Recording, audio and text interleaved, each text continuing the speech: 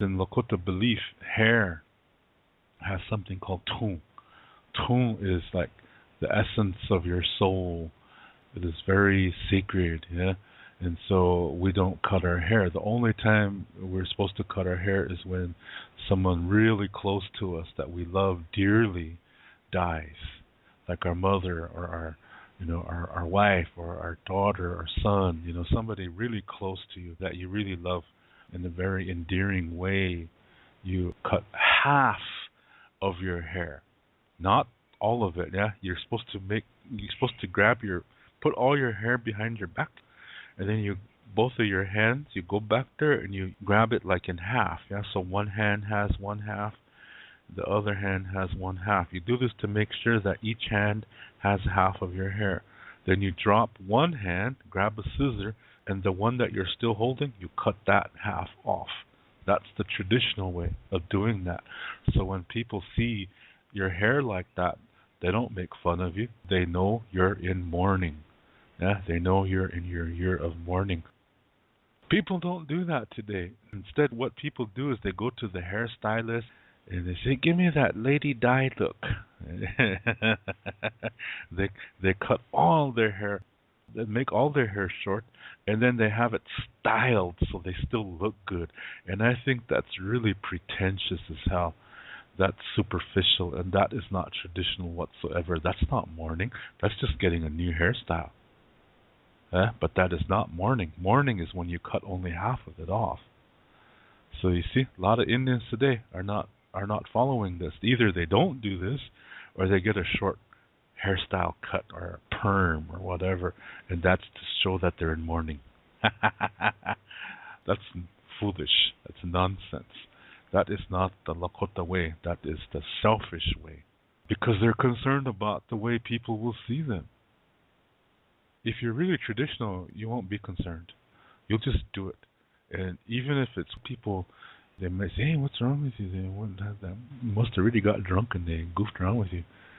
You don't say anything. They don't need to know. It's none of their business. They can say whatever they want. Like I said, you should not be concerned about the way others think about you. It's none of their business. This is a sacred thing. So to keep our hair long is part of living a healthy life. It's part of our culture. When the Indian kids were forced to go to boarding school in the early 1900s, they made them stand in line and they chopped their hair off. And the Indian kids were freaking out because they know this tradition that you only do that when somebody close has died. So they thought either that someone in their family was dead or they were going to die. They were scared because they were cutting all their hair off, so they thought they were going to die. That traumatized them. Yeah? So this is part of who we are. In the Lakota perspective, when you willingly cut your hair short, this means you wish for someone close to you to die. That's what that means. Yeah, so when you look at all these gangster Indians pretending to be Mexicans, pretending to be blacks, calling each other SA and Holmes and all this nonsense with this stupid macho bullshit walk and tattooing their head and all this kind of nonsense. Tattoo is not even part of our culture. And they see them do all that and then they shave their heads. It's no wonder that the reservation is in such a bad shape because they want people to die. When they do that, they're wishing for people to die. That's from the Lakota perspective. When you see it this way, you see things are really different. But in my opinion, it makes more sense. Yeah. So even my students tell this to me. So some of my students have started growing their hair long. Yeah. it's kind of cool to see that. I have a student from Denmark who is really a nice lady. Her name is Irina, and she's really coming along well in her Lakota language. And Nicola from Germany is also one she's fluent. She can speak Lakota really good. And if you're my friend on Facebook, you'll see her posts. Yeah, sometimes she posts things on my wall in Lakota. Yeah, really cool things. And so she teaches and tutors some of my students when I get too many. So I really appreciate her assistance. She has really long hair too. Yeah, really. They're adopting. They're not trying to be Indian. Yeah, they're just adopting these concepts into their lives because they feel it's a special thing. It's a sacred thing. Yeah. It's funny how come Christians have short hair, but Jesus is basically a hippie. Yeah. Just something to think about. Anyway, long hair is really important. Yeah. And when you're Lakota, your long hair is very important. So if you're going to live this way, grow your hair long. Even if you're balding, just grow what you can. Yeah. Even if you're like Homer Simpson, and you just have 3 strands of hair that are really long, that's good enough.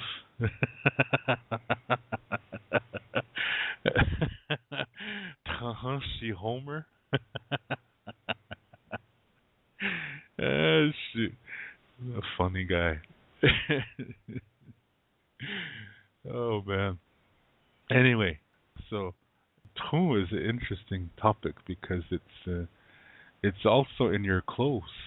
It's in your things that you make with your hands, like food, clothes, bow and arrows, things like that. All of that toom comes out from your hands and goes into that item. So, in a Lakota perspective, when somebody really thinks highly of you, they'll make something for you and gift you with it because they're giving a part of themselves with it. They trust you. That's a sign that they trust you. And sometimes best friends, when they're moving away, they change shirts. They trade shirts with each other so that they'll always be a part of that person with them because the toom stays in that shirt from that person. Even if you wash it, it still stays in there. It's a spiritual thing. You can't wash that with detergent. Just dirt and BO and lipstick and ketchup stains and but no, that stays in there. Yeah, that's always in there. But you can take it out though. There is a way to take it out. There's something you have to do to get your toom out of there, and then anybody can have it. It doesn't matter what happens to it. But there's a process that you have to do. It's a little tiny ceremony that you do to get your toom out of there, like when you're throwing something away because it's so torn up and raggedy and on 10-year-old underwear that you're really having a hard time letting go. That kind of thing. Oh, you women folks out there. See, not that bad.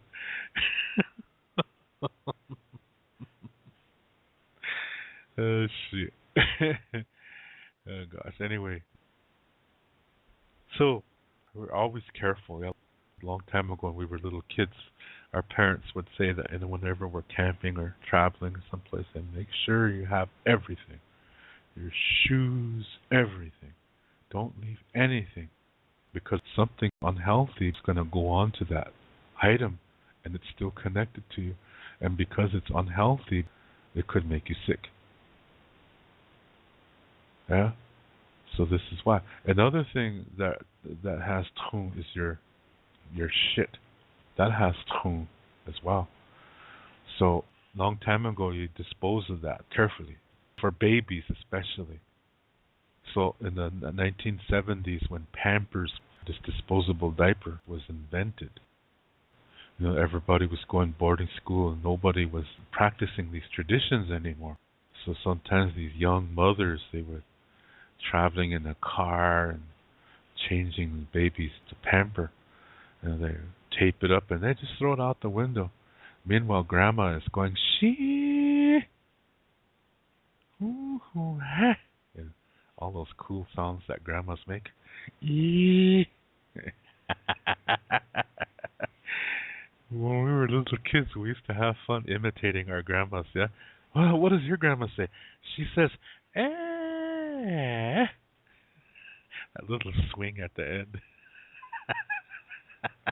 Everybody's grandma had a unique sound. Shoot, that was so cool. Nobody does that these days, yeah? It's too bad. I'm glad I witnessed that. Anyway, the grandmothers would be just disgusted with these young mothers, yeah? They would say, well, now your baby's going to be restless tonight. Don't come to me if your baby's crying all night. Because what happens? Something unhealthy is going to go on to that pamper. It's going to make the baby sick, restless. You see? That shows you we were already losing traditions. 1950s, 60s, even 1940s, we're starting to lose everything because of this Christianization process. The boarding schools. Yeah? That's why today a lot of people don't know these traditions, and they need to bring those back because it's important, because they're true. Yeah? So, that gives you an idea of toom. Yeah? Now we have a ceremony called Hunka. Hunka is when you make somebody your relative. This was supposed to be for people who are not Lakota. The way the ceremony came about was when there were two Arikara Indians. These are enemy Indians, yeah? And see, we were not at peace. It was not all peace and mystical and magical, with every Indian guy standing on a hill playing his Indian flute. Meanwhile, on the other side of the hill, there's a scantily clad Indian woman hugging wolves. That totally violates Lakota ideas. So, these two Ree Indians, or Arikara, they got lost, ended up in Dakota country. And so they were in a predicament, because there's just two of them. So these Dakota guys were out, they saw them, and they captured them and brought them back to the camp. So what should we do? Because they still have to go through the Lakota country. And the Lakota society is a warrior society, whereas Dakota people were more agricultural, fishermen type of society. I mean, they were warriors too, don't get me wrong, okay? It was just that they were more on the either their fishing or their farming, corn. So these Dakota guys, their medicine man went and did a hamblecha ceremony, crying for a vision on what should he do so that these two guys, they were just lost. They were not on the warpath. They were just lost, and they have families to get back to. This Dakota medicine man, in his vision, he received this ceremony called Hunka. What they're going to do is they're going to make them a relative. So they're not considered Dakota. These two Ree guys, they're not considered Dakota. They're considered relatives. So just because you're a relative, that doesn't mean you're a member of that tribe. People misunderstand that. There used to be a white guy here in Berlin.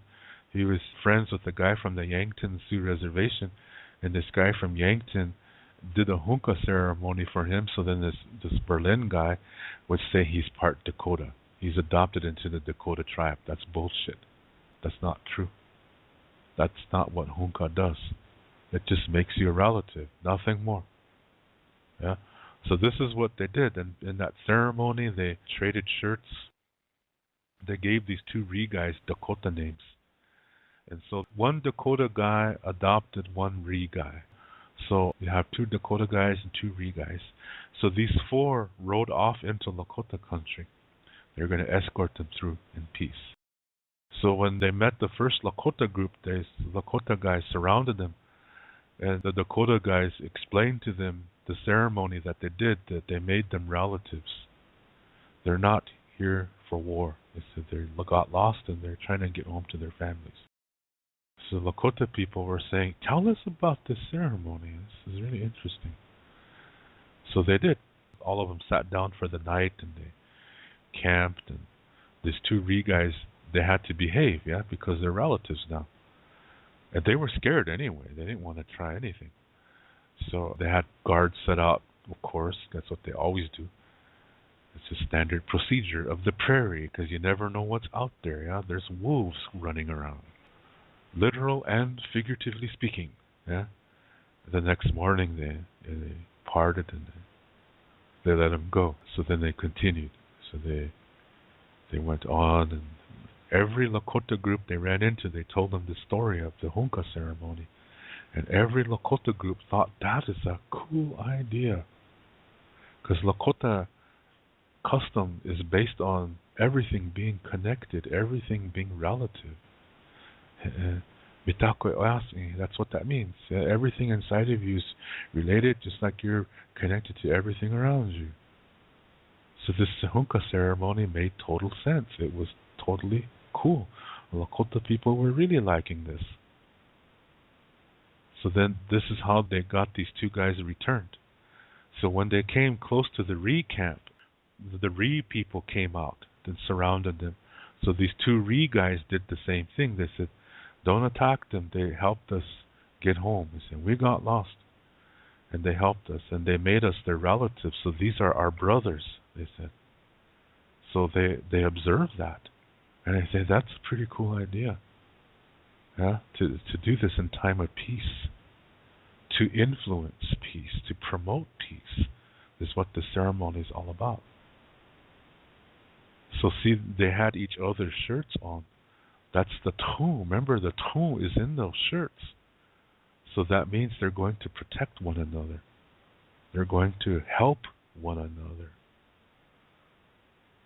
The four families, now they're related. It's not just these four guys. It's their families are involved too.